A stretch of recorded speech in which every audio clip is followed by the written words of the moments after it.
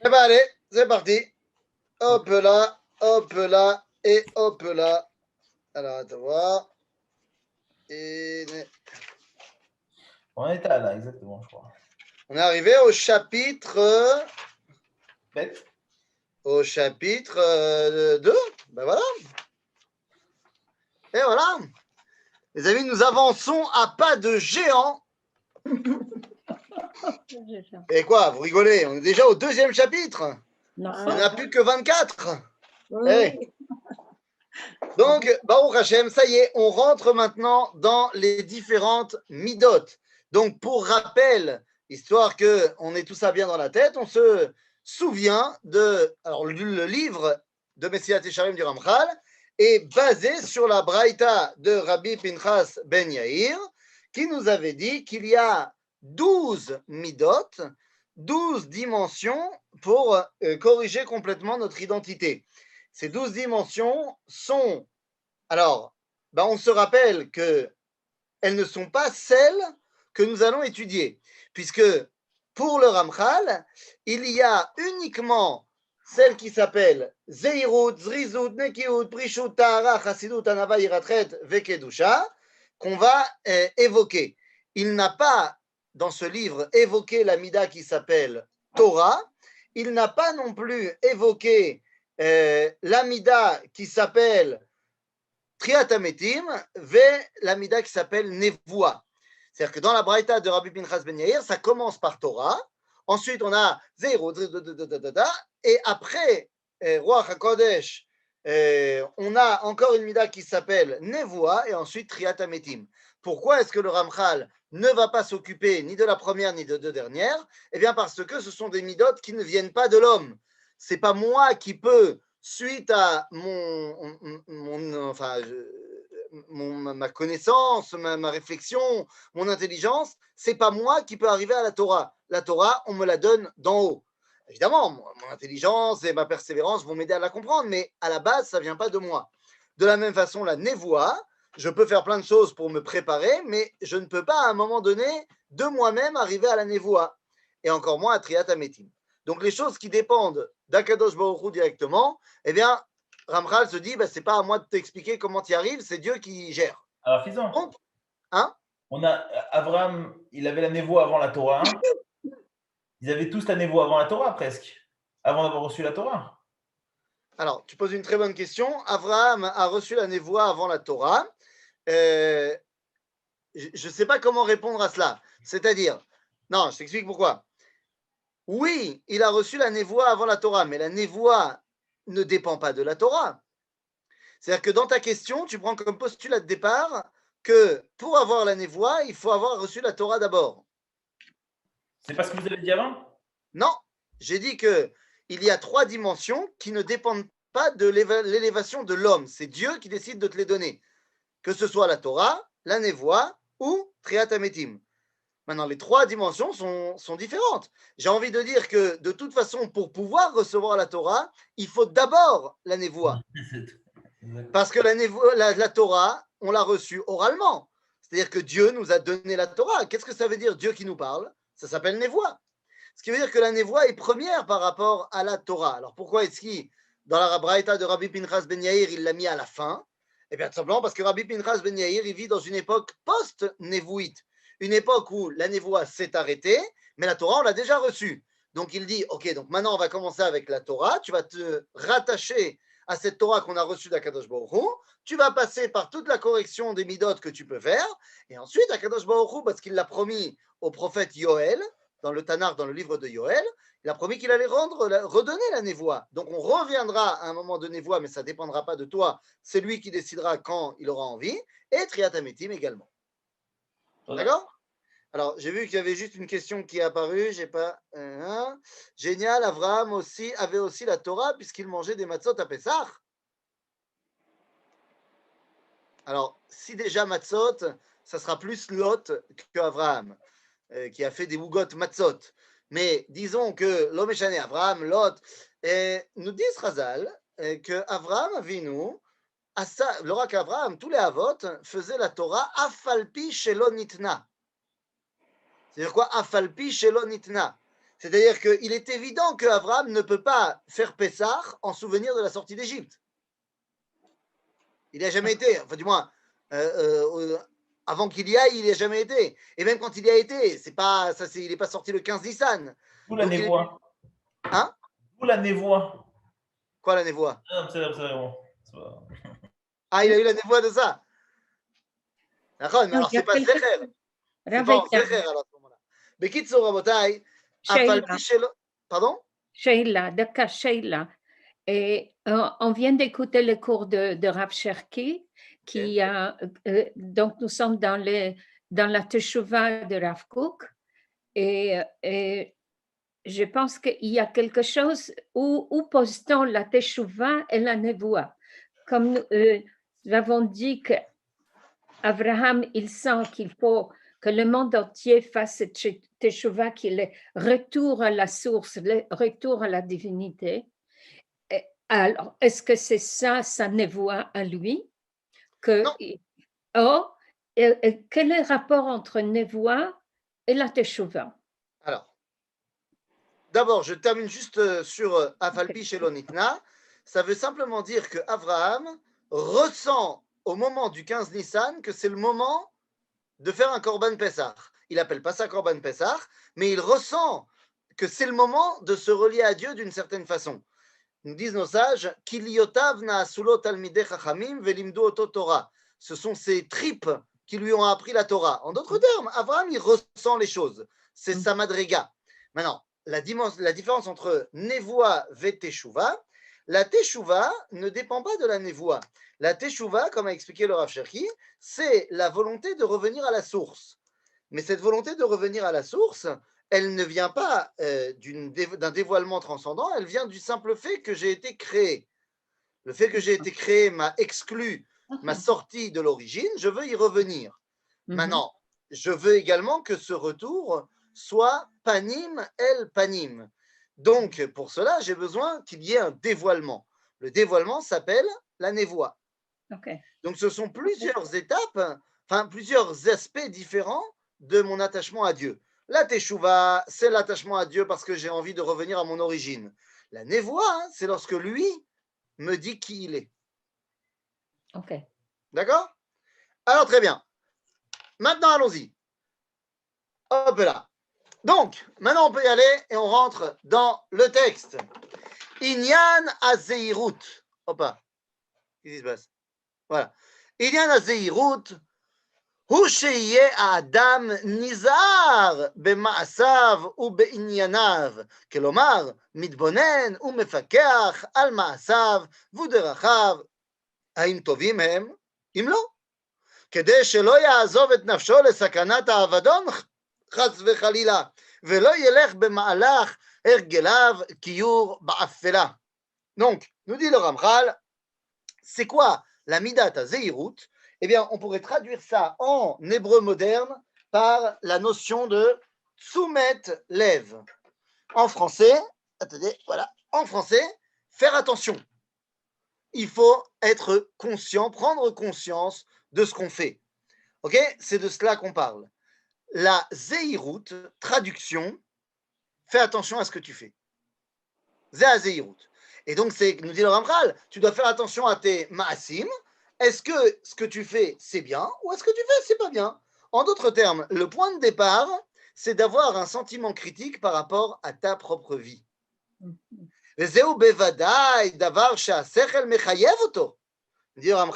quelque chose qui est évident et nécessaire et que normalement, toute personne normalement constituée au niveau de son intelligence, eh bien, elle va arriver à cela. C'est obligatoire, c'est pas quelque chose qui est, on va dire, du domaine de, il y en a un ou deux qui le font. Non, tout le monde doit arriver à cela.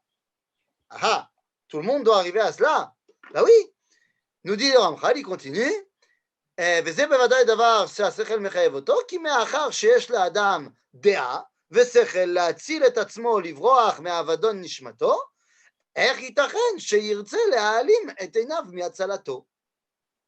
Il dit, puisque l'homme a été créé avec cette capacité d'avoir une réflexion et une prise de conscience des choses pour se sauver de situations compliquées, que ce soit physiquement, il va en parler dans 2 secondes, ou de manière nishmati, eh ben, ce serait absurde de ne pas utiliser ces capacités qui sont les nôtres. Ok? Et donc il dit, Ve'aoseken, alors pachut mina behemot ou me'achayot asher betiv'am lishmor et atzmam, ולכן יברחו וינוסו מכל דבר שיראה להם מזיק. Les amis, les animaux, ils ne se mettent pas dans des situations dangereuses. Point. Les animaux obéissent à leur nature et ils savent ce qui est bien pour elles, ben c'est bien, ce qui n'est pas bien pour elles, elles ne le font pas. Nekuda. Alors effectivement, quand elles vont découvrir une nouvelle chose qui n'est pas dans la nature, alors elles vont la tester. Mais une fois qu'elles l'ont testé, qu'elles ont vu que c'était pas bon, eh ben c'est pas bon. C'est pas shoot. C'est pas shoot. C'est-à-dire que un animal, tu lui mets à manger quelque chose qui est pas bon pour lui, il le mange pas. C'est tout. Alors que toi, on te met un truc dans le kidouche qui est les koulé alma, pas bon pour toi, eh ben tu vas peut-être aussi quand même le manger. Et donc, nous dit le Ramchal, celui qui ne fait pas attention et qui continue à faire ce qui lui fait du mal, il est pachot mina behemot. Il est encore plus bas que les animaux. C'est quelque chose qui est très dur, il commence très fort, mais c'est très vrai. On se met nous-mêmes en danger et c'est absurde. Ok? La majorité des problèmes qu'on a dans la vie, c'est nous qui nous sommes mis face à ces problèmes-là. Dis le Ramchal, tu n'avais qu'à faire attention et ne pas te mettre dans ces situations-là. Oui, mais alors on ne vit plus. Pardon? On ne vit pas, alors on ne prend plus la voiture, on ne fait plus rien. Tout Pourquoi? est dangereux un peu. J'ai pas compris, la voiture, c'est pas dangereux quand tu conduis bien et que tu fais attention. C'est plus dangereux de prendre la voiture que de marcher sur le trottoir. Hein. Attention, toi tu dis il y a statistiquement plus d'accidents, mais je ne peux pas faire attention aux autres. C'est-à-dire, je ne peux pas vivre ma vie uniquement en ayant peur que les autres ne fassent pas bien.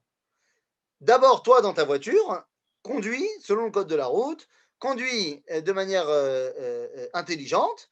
Et pour l'instant, c'est ce que le Ramchal il te demande de faire. Est-ce que les autres, tu peux déterminer si eux, ils sont des bons conducteurs ou pas? Le Ramchal, il va te dire à tout le monde. Si chacun écoute le Ramchal et conduit bien, ben la voiture devient quelque chose qui est beaucoup moins, qui n'est pas forcément dangereux. Après, tu peux poser la question, oui, mais pourquoi on s'est mis dans une situation, on a fait des voitures qui polluent et qui polluent notre atmosphère? Encore une fois, Nachon, le Ramchal, il ne te dit pas d'avoir une vision sur 500 ans. Il te parle de manière beaucoup plus concrète dans ta vie.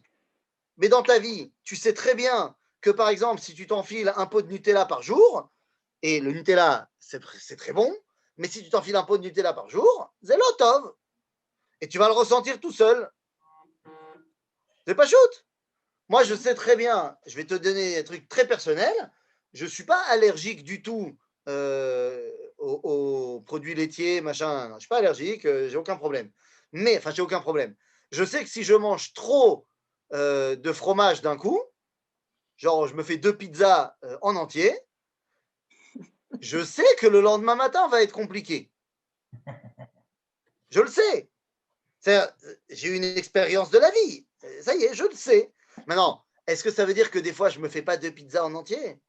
Ça, c'est très personnel. Mais si déjà, on est entre nous, ça peut m'arriver parce qu'une bonne pizza, c'est bon. Maintenant, je sais très bien que quand je la mange, je sais ce qui va m'arriver le lendemain. C'est lo chacham. C'est vadaï lo chacham.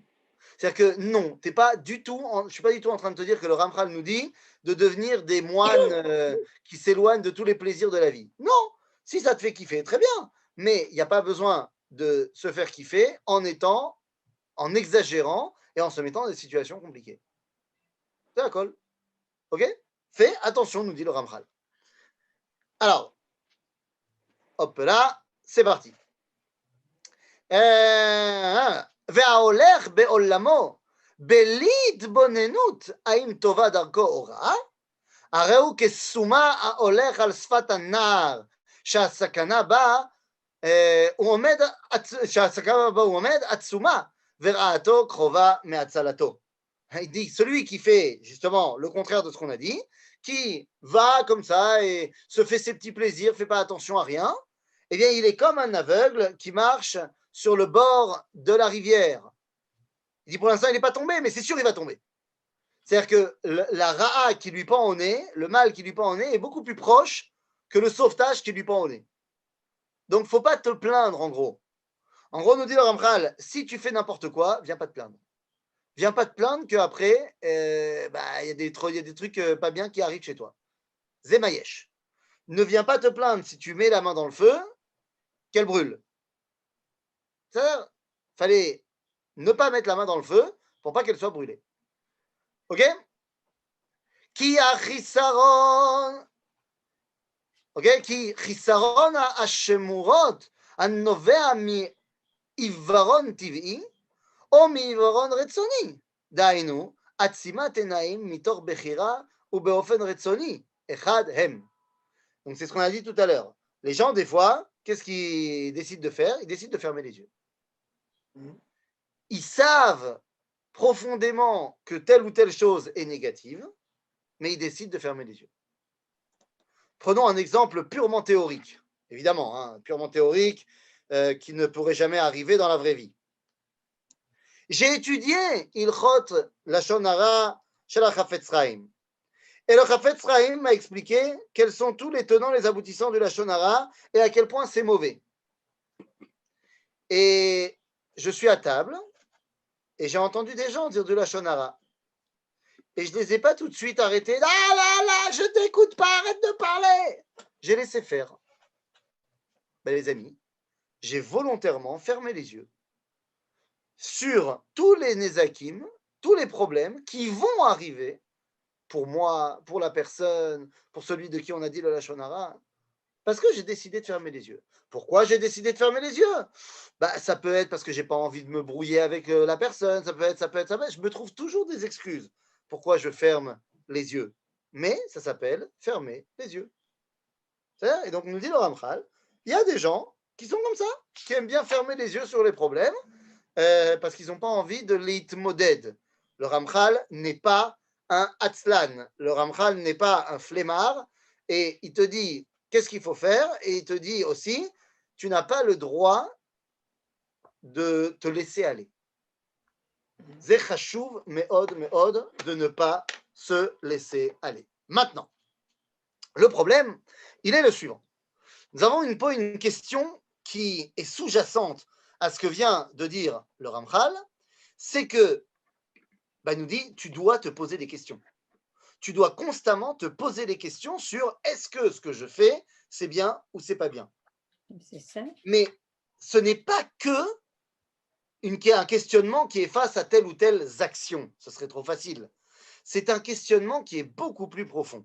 En fait, le Ramchal nous explique que nous devons nous poser la question.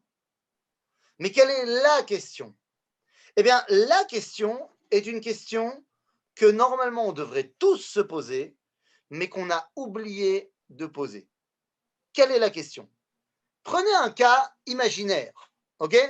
Imaginez que ce soir, vous allez dormir et que lorsque vous vous réveillez, demain matin, vous vous réveillez sur un lit qui flotte dans l'air, avec au-dessus de vos têtes un ciel violet. Au sol, une terre qui a la couleur dorée, des espèces de créatures vertes avec des antennes qui font zip zip, et des arbres de couleur bleue. Votre lit se pose et vous posez le pied par terre. Quelle est la première chose que vous dites? J'ai trop fumé. Alors voilà, je reprendrai plus 2 pizzas hier. T'as terminé les 2 pizzotes, ça c'est fini. Mais bon, une fois qu'on a fait ça, qu'est-ce qu'on se dit? On s'est pincé dans tous les sens pour voir qu'on n'était pas en train de rêver. On n'est pas en train de rêver. Qu'est-ce qu'on se dit? Où suis-je? Où suis-je? Ensuite, Que fais-je là? qu'est-ce que je fais là? Pourquoi je suis là? Comment on sort d'ici? Mais C'est-à-dire que ce sont des questions tout à fait normales. On les poserait tous si jamais ça nous arrivait. Le problème, c'est que l'aventure que je viens de dépeindre, que j'ai dépeint comme étant imaginaire, eh bien, ne l'est absolument pas. C'est une histoire vraie qui est arrivée à l'une des personnes qui est dans ce groupe. C'est vraiment une vraie histoire qui est arrivée, par exemple, à Madame Elisa Feldman. Oui, bien sûr.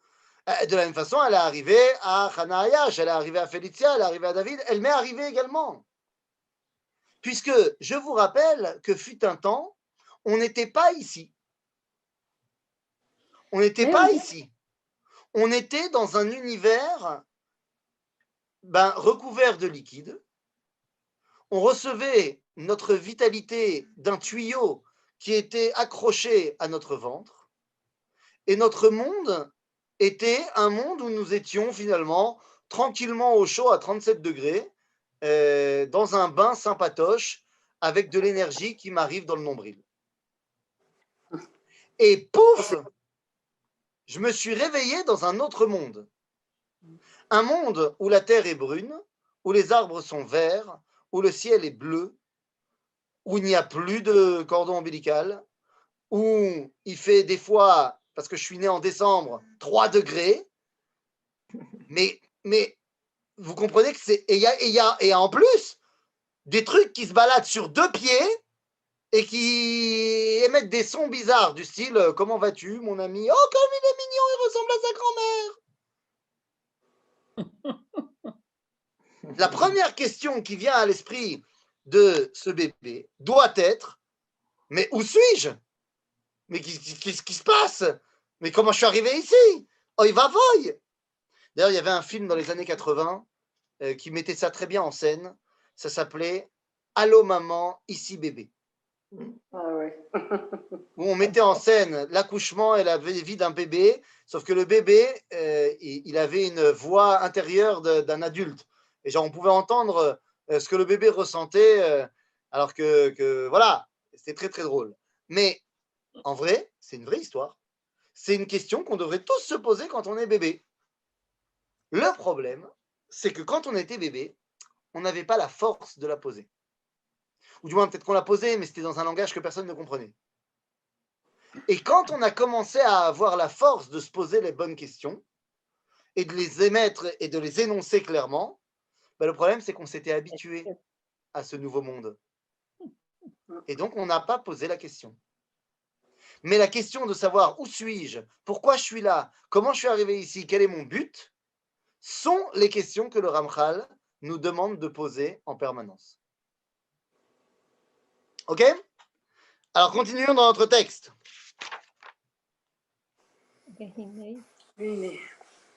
Allons-y. Pendant qu'on se remet dans le texte, voilà. וירמיהו היה מתאונן על רוע בני דורו, מפני היותם נגועים בנגע המידה הזאת, שהיו מעלימים את עיניהם ממעשיהם, בלי שישימו לב לראות מהו הדבר הנכון, האם לעשותם או לא. ואמר עליהם, donc c'est dans le livre de Yirmiyahu, chapitre 8, verset 6, אין איש ניחם על רעתו לאמור, מה עשיתי? כולו שב במרוצתם כסוס שוטף במלחמה. דהיינו שהיו רודפים והולכים במרוצת הרגלם ודרכיהם, מבלי שישאירו לעצמם זמן לבחון את המעשים והדרכים, ונמצא שהם נופלים ברעה מבלי לראות אותה.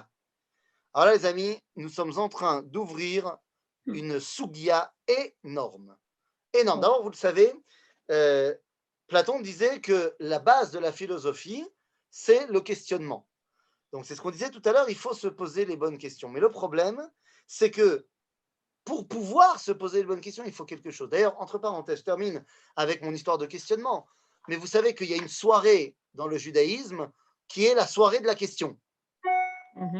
C'est-à-dire à Pessah. Il y a différentes sortes de questions. Il y a les questions pratiotes et les questions klaliotes et les questions énervantes. Le Racha pose une question énervante parce que c'est une question qui, il s'en fiche de la réponse, il veut juste s'énerver. Le chacham, c'est une question pratit, c'est une question de halacha. Le racha et le chacham, menafnefim otam, comme on dit en bon français. Les nafnef en français, ça veut dire on les envoie balader.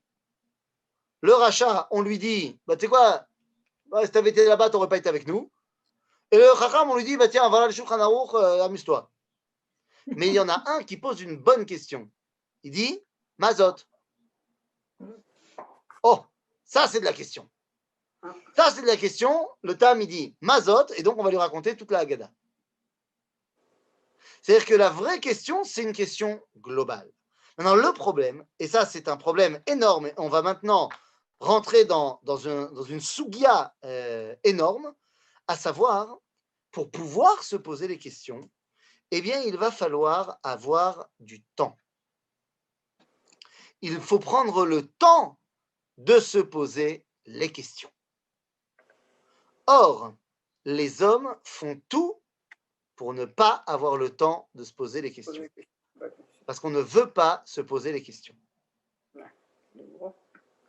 J'ai été témoin d'une scène fantastique. Il y a quelques années, quand j'étais à la Yeshiva, il y avait un cours du Rav Cherki ouvert au public, pas que aux gens de la Yeshiva, et est venu ce matin-là au cours un vieux monsieur, je pense qu'il avait dépassé les 80 ans Bekef, et bon, on est venu entendre le cours, machin, et à la fin du cours, il est venu saluer le Rav en lui disant voilà, je suis le grand-père d'un des élèves de la Yeshiva, machin. Bon, bonjour, bonjour, et il commence à discuter. Et le grand-père en question explique qu'il est chaloutz. Il a fait partie des gens qui ont asséché les marécages dans la vallée de Achoula. Et son père avant lui était déjà arrivé en Israël, et son grand-père avant lui, genre chaloutzim de la chaloutzim. Les gens, ils sont arrivés avec la première alia. Extraordinaire, en 1882. Bon, maintenant, son grand-père, il raconte le monsieur, il était religieux, mais lui, il ne l'est plus, machin, bon. Et le Rav Cherki commence à lui poser plusieurs questions. Et à un moment donné, le monsieur, il dit, vous savez, vos questions, je n'ai pas envie de prendre le temps d'y répondre. Alors le Rav, il demande pourquoi. Il dit, parce que j'ai peur de là où ce temps que je vais prendre pour répondre, j'ai peur de là où ça va m'amener. Parce que il y a certaines actions que je n'ai pas envie de faire, et je sais très bien que si je me pose les bonnes questions et que j'y prends le temps, je vais être obligé de le faire. C'est très honnête de sa part, mais c'est tellement vrai. Ne pas prendre le temps de se poser les bonnes questions, c'est le meilleur moyen de ne justement pas faire. Et nous sommes dans une génération qui fait ça de manière fantastique. Mais en fait, avant d'arriver à notre génération, il faut comprendre que c'est quelque chose qui vient de très loin. Paro, Melech Mitzrayim. Paro, Melech Mitzrayim, arrive Moshe. Il faut comprendre que lorsqu'arrive Moshe, c'est un chamboulement. Chamboulement dans l'ordre des choses. Jusqu'à présent, personne ne se pose des questions de est-ce qu'on va être esclave ce matin ou pas. C'est un atoun, c'est une donnée évidente, c'est built-in. Lorsque Moshe arrive et qu'il commence à amener ses idéaux de liberté, les gens vont pouvoir commencer à se poser la question. Alors peut-être que je ne suis pas obligé d'être esclave. Que va faire Pharaon pour faire en sorte que personne ne sorte du moule? Eh bien, il y a marqué dans la Torah, va tirbad avoda ala anashim, va yasuba va alishu bedivre shaker. Dans le livre de Shemot, Pharaon dit, bon, on va leur faire double ration de travail. Comme ça, ils n'auront pas le temps de penser au divrei shaker de Moshe. Dans notre génération, Rabotai, nous avons créé quelque chose d'incroyable. Jusqu'en 1840, la question ne se posait pas. Pourquoi la question ne se posait pas? Eh bien, parce que l'homme n'avait vraiment pas le temps de se poser les questions. Il n'avait pas le temps. Pourquoi? Parce qu'il travaillait tout le temps. Il travaillait tout le temps. C'est-à-dire que l'humain, jusqu'en 1840, travaillait depuis que le soleil s'était levé, jusqu'au moment où le soleil se couchait. Il était au boulot. Tout le monde bossait. Et donc, ils n'avaient pas vraiment le temps de se poser les questions. Le soir, quand on avait 5 minutes pour étudier 2-3, on était fatigué. Arrive 1840 et la révolution industrielle. Tout d'un coup, les machines vont nous aider dans le travail. Je ne parle pas de ce qui se passe aujourd'hui, que maintenant la robotique va virer énormément de gens et qui n'auront plus du tout de travail. Mais en 1840, les hommes ont travaillé moins parce que le travail était fait plus vite. Et donc, tout d'un coup, on a commencé à avoir plein de temps. Qu'est-ce qu'on va faire pendant ce temps? C'est fantastique, Agave. C'est extraordinaire que, sauf, l'homme a réussi à créer des machines qui lui permettent d'avoir du temps. Mais pourquoi faire? Si ça avait été pour se poser les questions de la relation à Dieu, les grandes questions métaphysiques de l'univers, c'est le but. Mais nous, quand je dis nous, nos dirigeants, eh bien, ont décidé que c'était très dangereux de laisser l'homme avec tout ce temps-là.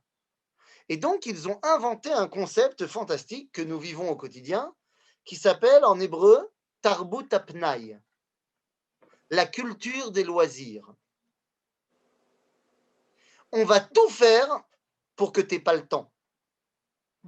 C'est-à-dire que même le temps que tu as, on va te le remplir de ch'touillottes, mais comme ça, tu n'auras pas le temps de te poser et de réfléchir. Zéou, pas shoot. Ah, t'as un peu de temps? Tiens, regarde, il y a une nouvelle console de jeu qui est sortie. C'est super intéressant. Tu vas être dedans. Il y a une nouvelle émission de divertissement à la télévision. Ah, ça fait plaisir. Attends, après ma journée de travail, j'ai envie de me divertir un petit peu. Qui a envie de se poser des grandes questions après une grande journée de travail? Chas v'shalom, que l'homme se mette à penser. C'est exactement notre génération. On est dedans, à fond les manettes. Et les amis, je viens de dire quelque chose qui est contre le progrès, mais ne me comprenez pas mal. Je suis pour le progrès. Mais c'est sûr que demain ou après-demain, les robots vont remplacer pratiquement tous les domaines du travail humain. C'est très grave. Je ne sais pas si c'est très grave. Je vais te dire pourquoi je ne sais pas si c'est très grave. Si on est toujours dans la recherche du profit, ça ne sera pas grave, ça sera dramatique et catastrophique. Puisque les gens seront toujours les mêmes qui auront beaucoup plus d'argent et beaucoup plus de gens n'en auront plus et vont mourir de faim et seront des esclaves d'une élite. Mais j'ai grandi dans une maison, désolé de vous parler de ma vie, mais j'ai grandi dans une maison où mon père est fan de science-fiction. Et donc, dans sa jeunesse et dans sa pas jeunesse, il regardait les séries de Star Trek. Série qui se passe au, je ne sais plus combien, 30e siècle ou je ne sais pas combien. Et dans la série, il n'y a plus d'argent. Ça n'existe plus, l'argent. C'est-à-dire que les gens produisent pour ce qu'ils ont besoin et se donnent les uns les autres et machin. Et donc, à quoi sert le temps des gens? Eh bien, à penser, à réfléchir le progrès de l'humanité. Les amis, je ne sais pas Star Trek ou pas Star Trek, mais comment est-ce que le Rambam, le rationnel parmi tous les rationalistes, nous dit comment, pour lui, c'est l'atid lavo? Eh bien, pour lui, c'est tzadikim yoshvim ve'atrotehem berashem ve'nehenim miziv hashchina. Voilà. Et qu'est-ce qu'il s'occupe à faire? Ve'lo yeh esek kol ha'adam ela ladat et Hashem bilvad. C'est-à-dire que si effectivement demain les robots font tout le travail qu'on a besoin de faire et que il n'y a pas de problème de parnassa parce que les robots vont produire plein de denrées et ils vont produire exactement ce qu'il y a besoin pour l'humanité et on va redistribuer de manière équitable pour que tout le monde ait ce qu'ils ont besoin d'avoir. On aura tous une maison et tous de quoi manger tranquilloum, des pizzas de temps en temps. Et donc, alors l'homme, il aura plein de temps. Qu'est-ce qu'il pourra faire à ce moment-là? La date est Hashem Bilvad. Alors, si je peux me permettre. Oui, je vous en prie. J'avais lu un livre il y a très très longtemps, quand j'étais jeune. Justement, un économiste, il disait: nous avons la possibilité de travailler 2 heures par jour, d'être très heureux et de faire fonctionner l'économie du pays et des pays à partir du moment où on utilise le temps qui reste pour devenir de plus en plus intelligent. Voilà. Voilà. C'est tout à fait ça. C'est tout à fait L'intelligence ça. artificielle. Pardon? Pas du tout. L'intelligence artificielle. Pas du Non, tout. non, Ah, non, non, non. L'intelligence nous, du cœur, l'intelligence Bien du cœur. sûr. La date est Hachem Bilvad. Ok? C'est exactement ça. Maintenant, j'espère qu'on va se diriger vers là. Donc le progrès n'est pas du tout négatif. Il faudra juste savoir que ce progrès, il est là pour nous aider à nous rapprocher d'Akadosh Baruch Hu et pas pour nous aider à asservir ceux qui ont moins de chances de naître dans un endroit où le progrès va naître. Tout simplement. Ok? Donc, cette volonté de nous obliger à réfléchir, eh bien, c'est ce que nous dit le Ramchal. Il faut prendre le temps de le faire et arrêter de se fermer les yeux. Revenons dans notre texte. וזאת באמת אחד מתחבולות היצר הרע ועורמתו. Voilà, c'est ce que fait le יצר הרע, c'est ce qu'on a expliqué ensemble. להכביד את עבודתו בתמידות על לבבות בני האדם, עד שלא יישאר להם זמן להתבונן ולהסתכל באיזו דרך הם הולכים. Voilà, c'est ce qu'on vient d'expliquer. כי ידוע הוא שאילו אם היו שמים לבם כמעט קט על דרכיהם, ודאי שמיד היו מתחילים להתחרט על מעשיהם, והייתה החרטה הולכת ומתגברת בהם עד שיהיו עוזבים את החטא לגמרי. Nous dit le Ramchal, voilà, si les gens ils prenaient le temps de réfléchir, il est évident qu'ils seraient tout à fait conscients de ce qui est bien et de ce qui est mal, et donc ils abandonneraient ce qui est mal.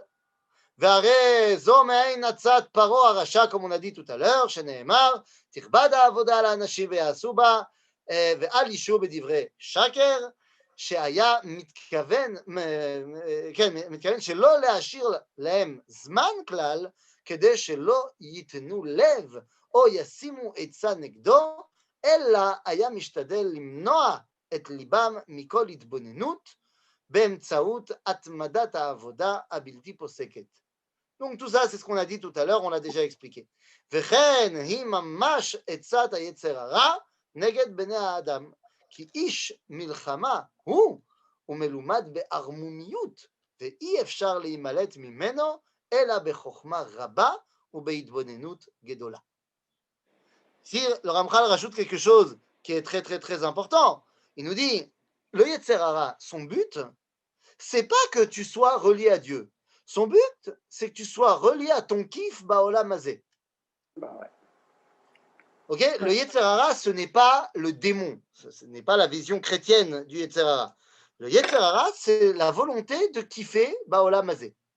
Cette volonté n'est pas forcément négative. Tu peux tout à fait kiffer Baolam Hazé et c'est positif.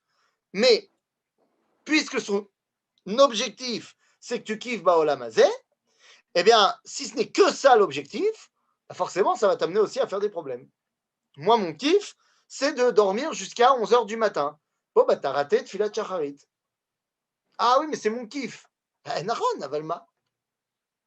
Par contre, d'un autre côté, moi, c'est mon kiff de faire un bon gâteau aux pommes pour Shabbat. Ah bah là, c'est mitzvah. Bah ouais. Ok, donc le Yetzer Hara n'est pas forcément négatif. Mais si tu ne l'écoutes que lui, eh ben forcément, à un moment donné, ça va t'amener à une réalité complètement négative.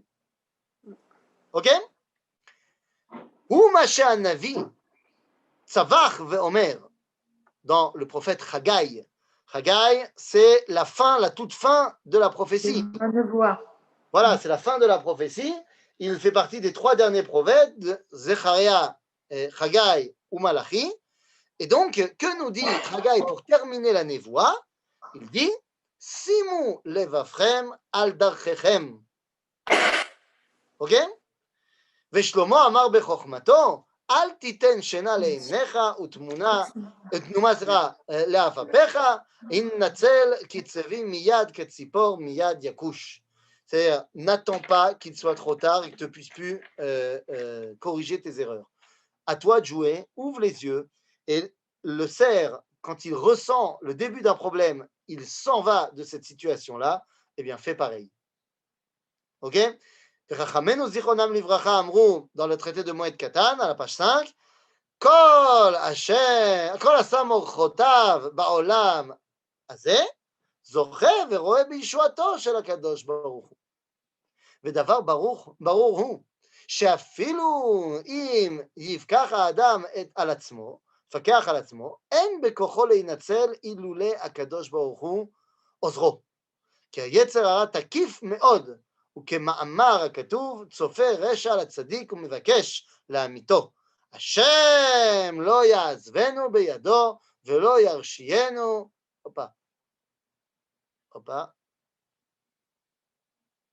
Voilà. ולא ירשיינו בהישתפו. Donc nous dit ici, le Ramchal, il cite de verset en verset pour nous expliquer, ok, donc tu as compris que tu devais être responsable de ton évolution personnelle, tout à fait, il n'y a pas de problème, mais sache que ça va dépendre également en grande partie d'Akadosh Baruch Hu. Est-ce que Akadosh Baruch Hu va t'aider ou pas? Ben, c'est ça qui va déterminer. Parce que En Malasot, au final, nous dit ici le Ramchal quelque chose de fondamental. Il y a tellement de kochot qui sont en toi que le plus facile, c'est de suivre celui qui te fait le plus de satisfaction de manière première. Or, le Yetzer Hara, comme on a dit tout à l'heure, sa volonté première, c'est que tu kiffes. C'est pour ça que c'est tellement facile de tomber dedans. Le Yetzer Hatov, il veut que ta Neshama, elle kiffe. Et là, j'aimerais prendre une seconde pour qu'on comprenne bien la différence entre les deux. Pour que ce soit quelque chose qui soit clair dans nos têtes, parce que la Zéhirout dépend de cela. Le Yetzer Hara, on a l'habitude dans le monde occidental de le représenter comme quelque chose de fondamentalement mauvais. Mais vous le savez, nous l'avons expliqué, le Yetzer Hara est le contraire du Yetzer Hatov. Or, comme vous le savez, l'homme, mitevat briato, est-ce qu'il est plus Yetzer Hatov ou est-ce qu'il est plus Yetzer Hara lorsqu'il naît? Madame Elisa, quand vous êtes née, vous étiez Yetzer Hatov plus ou plus Yetzer Hara? En Yetzarim, on était. Pardon? En Yetzer Hatov, en Yetzer Hara quand on est. Ah, donc tu étais d'Afralak. Tu étais une page vierge. לא, אנחנו יצר הרע כל הזמן, כי אנחנו כל הזמן צריכים לקבל. Les amis, je ne sais pas pourquoi vous ne voulez pas vous rappeler de ce verset du livre de Bereshit, Parashat Bereshit. Ki yetzer lev Adam. Rami Neorav. Rami Neorav. Pourquoi tu dis qu'on est sans Yetzarim? On est né avec un Yetzer Hara. Neorav, dira Rashi, c'est Misha Shenin'ar Mime Imo. Ok? Donc dès que tu nais, tu es une boule de Yetzer Hara. C'est le piment. Zéou. Ah, mon Yetzer Hatov dans l'histoire, là, ton Yetzer Hatov, il va arriver quand tu auras 12 ans pour une fille, 13 ans pour un garçon. À ce moment-là, Nichnas Yetzer Hatov Ba'adam. C'est-à-dire que pendant toute ta jeunesse, tu n'es qu'une boule de Yetzer Hara. Tu n'es pas Racha, pas du tout, mais tu es animé uniquement par ton Yetzer Hara. Ah, donc le Yetzer Hatov arrive quand j'ai 12 ans, tu m'as dit 13 ans pour un garçon. Mais c'est quoi cet âge-là? A-t-il été décidé de manière purement aléatoire? La bar mitzvah, bat mitzvah, pas du tout. 12-13 ans, c'est l'âge moyen de la puberté. C'est-à-dire le moment où physiologiquement je peux donner la vie. En d'autres termes, le Yetzer Hatov, c'est la volonté de donner la vie. Le Yetzer Hara, c'est donc son inverse diamétral, à savoir la volonté de recevoir la vie. Qu'on a dit tout à l'heure comme étant le kiff, la volonté de kiffer. C'est très important d'avoir du Yetzer Hara. Quelqu'un qui n'aurait plus de Yetzer Hara, c'est très dangereux pour sa santé. Et oui, quelqu'un qui ne voudrait que donner, c'est dangereux. Imaginez, moi j'ai été à un chiour, on m'a dit que c'était très important de faire la carte Hadi de donneur pour sauver des vies et donner mes organes, ce que je peux donner, je donne, voilà. Maintenant, moi j'ai compris que sauver des vies c'est super important et je peux, grâce à mes organes, eh bien, je peux sauver des vies et c'est une grande mitzvah. Bon, très bien. Alors, ce qu'on va faire, c'est que je vais faire la carte Hadi et qu'après je vais me suicider. Comme ça, on pourra prendre tous mes organes et les donner à plein de monde. Ah ben non. Mais Pas bien. Yetzirah Tov, c'est pas Yetzirah Tipesh. Ah ben oui, mais encore une fois, le Yetzer Tov poussé à l'extrême, c'est-à-dire la volonté de donner de manière perpétuelle, de donner la vie, c'est un problème. Mais c'est pas Tov alors. Alors, comment ça marche? Bien sûr que c'est Tov, mais je te rappelle que tous les matins, tous les midis et tous les soirs, tu demandes à Dieu, Gomel, Chassadim comment? Tovim. Tovim. C'est-à-dire qu'il peut y avoir des Chassadim Raïm. Quand- Le Machal, David, j'ai eu un Shabbat compliqué. Hier soir, grosse soirée à Hebron. Il y a eu des bugs, il y a eu des trucs, la régie, machin, nanana. Je n'en peux plus. Je sais que tu as chez toi une arme. Alors, je voudrais faire appel à ta Midat Chesed. J'aimerais que tu me prêtes ton pistolet, une seule balle. J'ai besoin qu'une seule balle. Je te promets, j'en prendrai pas plus. Est-ce que tu peux me le Il prêter? allait vous tirer. Avec plaisir. Mais c'est pour moi. Hein. C'est pour moi. C'est pour mettre fin à tous ces problèmes. Et vous pouvez tirer dans l'ordinateur, c'est pas de souci. Non, c'est pour moi, j'en peux plus. J'en aurai pas pour longtemps. Maintenant, si tu suis Midat Chesed, tu dois me le donner. Aval ze Chesedra. Donc, toute chose, lorsqu'elle va être poussée à l'extrême, zera. Ine, l'ilmot Torah, c'est tov. Vadaï, l'ilmot Torah, c'est metsuyan. Donc, 24 heures sur 24, j'étudie la Torah. Je ne m'occupe pas ni de ma femme, ni de mes enfants. Je ne vais pas travailler. J'étudie la Torah. Zera. Zerotov. Bien que étudier la Torah, c'est une mitzvah. Ok? C'est une mitzvah, je ne sais pas moi, de prier. Donc je suis toute la journée à la synagogue. Zera. De la même façon et à l'inverse, c'est très bien de recevoir de la vie. Mais si ce n'est que ça ma vie, recevoir,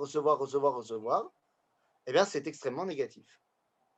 C'est ce que disait le Rav Ashlag dans son commentaire du Soulam à la Zohar, eh bien qu'il y a, et je l'ai déjà expliqué, qu'il y a 4 moments d'évolution dans l'être humain. Le bébé, l'enfant, l'adolescent et l'adulte. Le bébé veut recevoir pour recevoir. Il ne veut que recevoir. On a dit, il est kulo yetzer hara. Il veut recevoir. Et c'est très bien qu'un bébé, c'est ça qu'on lui demande. Quand il a faim, il fait ouah. Quand il est fatigué, il fait ouah. Quand il veut quelque chose, ouah. On ne demande pas autre chose au bébé. Un adulte qui serait comme ça, c'est un rachat. Après, le bébé, il devient un enfant qui accepte de donner pour recevoir. Tu ranges ta chambre et après, tu auras une glace. Je ne veux pas ranger ma chambre, mais je suis prêt à le faire pour avoir la glace après. C'est bécédaire de marcher comme ça quand tu es un enfant. Un adulte qui ferait ça serait considéré comme un hypocrite intéressé. Après, tu arrives à l'adolescence, où tu deviens un idéaliste la méadrine. Et tu ne veux que donner de ton idéal, donner de ta personne. Mais attends, mais moi je veux donner tellement d'amour. J'ai tellement d'amour à donner. Résultat des courses, je batifole avec toutes les femmes que je rencontre. Mais oui, mais c'est bien, non? Papa, tu me dis de réviser pour mon bac. Mais tu ne comprends pas que ma meilleure amie vient de se faire larguer. Il n'y a rien de plus important que d'être avec elle toute la nuit pour lui remonter le moral. Asma, que demain j'ai mon bac de maths. Tu ne comprends donc rien, papa. Tu es tellement loin de tous les idéaux. Je me rappelle de toi sur les photos, quand tu as fait mai 68, que tu avais des pattes d'œuf et une coupe à la Beatles. Là, tu étais idéaliste. Mais aujourd'hui, papa, tu es un matérialiste. Tu es dans le capitalisme. Tu me dégoûtes, dira l'adolescent en pleine crise entre 2 boutons d'acné. C'est un adolescent, il est plein d'idéal. L'adulte, c'est celui qui comprend qu'il doit recevoir pour pouvoir donner. Et il ne pourra donner que ce qu'il a reçu. Excuse-moi, Ethan, je peux une question? Vas-y. Dans une échelle de valeur, évidemment, l'idéal serait de tempérer le bien et le mal pour avoir un juste milieu.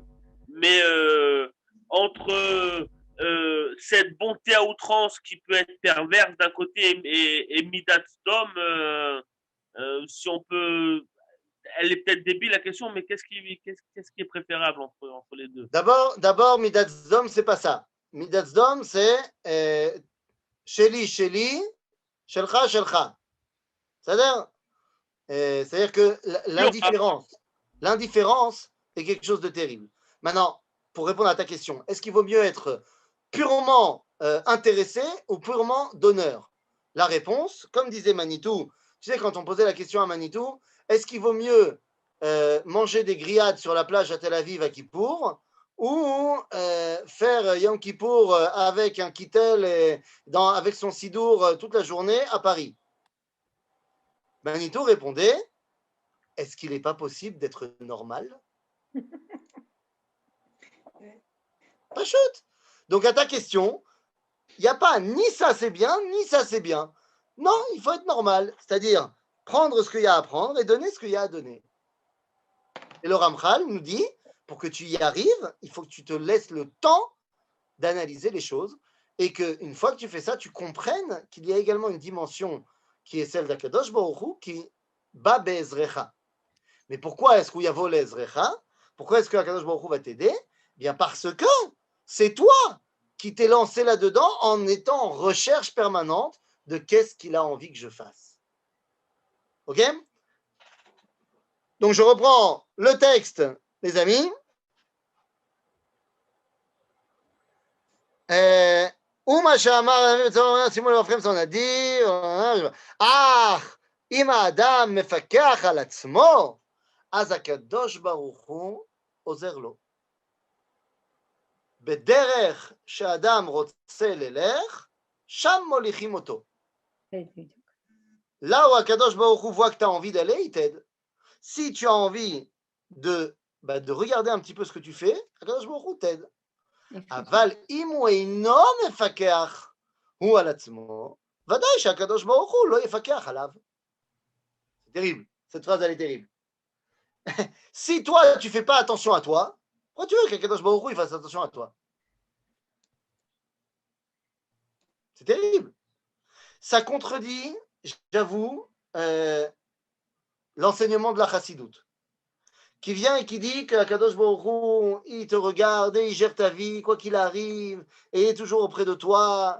Et machin. Le Ramchal, il ne va pas dans ce chemin-là. Le Ramchal, il te dit, c'est à toi de faire en sorte que Akadosh Baruch Hu, il a envie de s'occuper de toi. Ok? Ki im hu eino chas, mi yachus alav. וזה כמו שאמרו רבותינו זיכרונם לברכה, כל מי שאין בו דעה, אסור לרחם עליו. וזהו מה שאמרו, אם אין אני לי, מי לי. Alors, évidemment qu'ici, on comprend cela de manière très, d'abord, de base, c'est-à-dire, comme on a dit, si tu ne t'occupes pas de toi, qui va s'occuper de toi? Aval, Ramchal nous a expliqué également qu'il fallait que tu sois conscient que cette recherche permanente, elle est là pour te relier à Dieu, pour te relier à l'origine. Et c'est là le message profond de la Mishnah qui nous dit Im ein anili mili. Alors bien sûr qu'on peut la comprendre, j'ai dit que de manière très simple. Si je ne suis pas moi, qui sera moi? Mais on peut le comprendre de manière beaucoup plus profonde. Im ein anili, il y a marqué ein ou il y a marqué ein? C'est marqué avec un aïn ou c'est marqué avec un aleph? C'est marqué avec un aleph. Aïn, c'est le néant. D'après le judaïsme, on a été créé yesh mi aïn. En d'autres termes, on nous dit il est la zaken. Im ein anil. Im a ani sheli, c'est-à-dire mon existence, ba mea aïn. Si mon origine, c'est la création tout entière, c'est-à-dire que quelqu'un m'a créé, alors à ce moment-là, mili, je suis quelqu'un. Je ne suis pas un objet qui fait partie des différents objets de la création, je suis quelqu'un.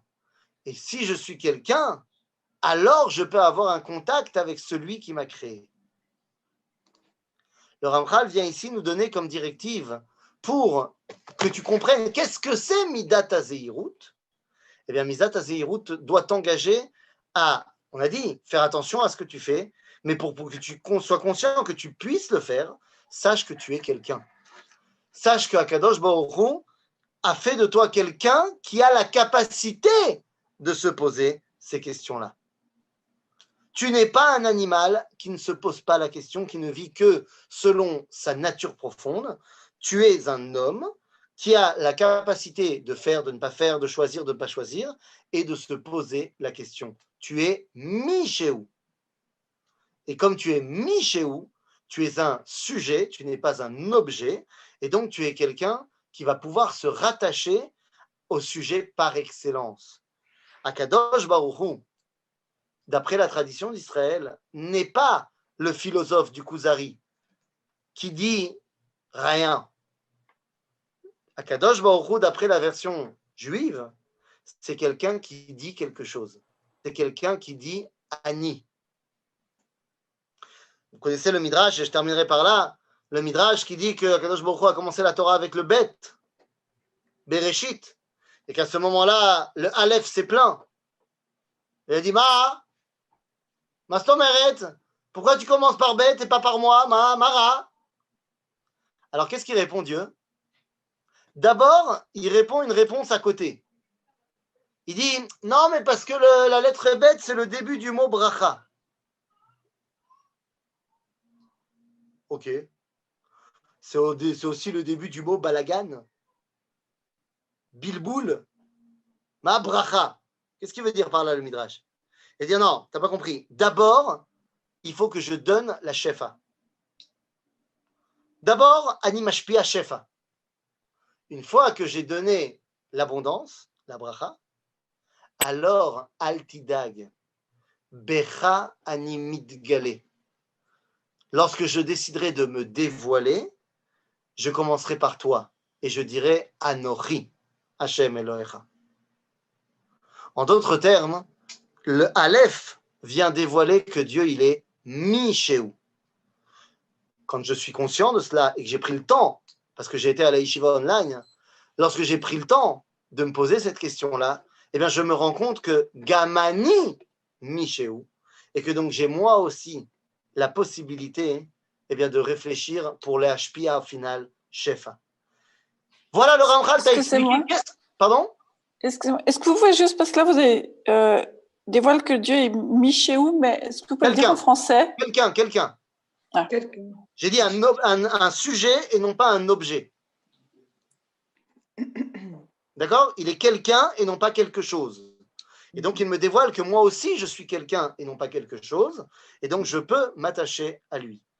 C'était la définition du Ramchal sur qu'est-ce que c'est la Zehirut, le fait de faire attention.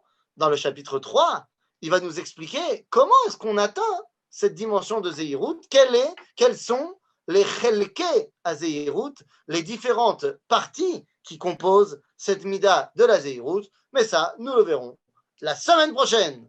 À bientôt les amis. Toda Rabba. Toda. Toda Rabba.